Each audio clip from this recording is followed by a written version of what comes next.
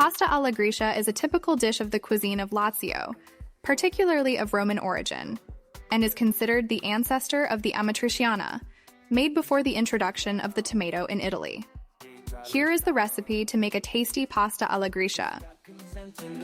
Ingredients: 400 grams of rigatoni or spaghetti, 150 grams of guanciale, 100 grams of grated pecorino romano cheese, black pepper, and salt. Cut the guanciale into cubes or strips and brown it in a large pan until it becomes crispy. During cooking, the guanciale will release its fat, which will be used to flavor the pasta.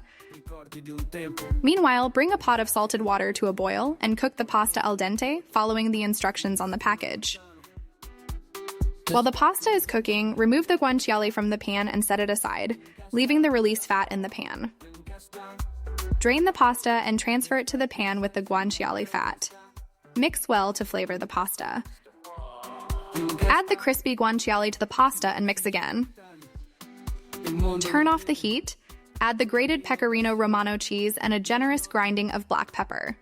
Stir everything together so the cheese melds with the pasta water, creating a creamy sauce that will coat the pasta.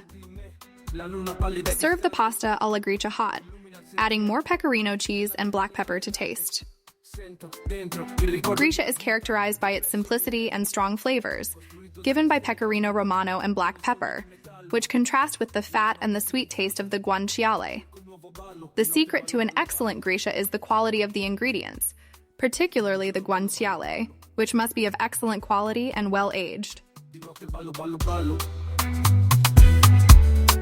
Remember to subscribe to the channel to stay up to date with our recipes and visit our website to discover more delicious dishes.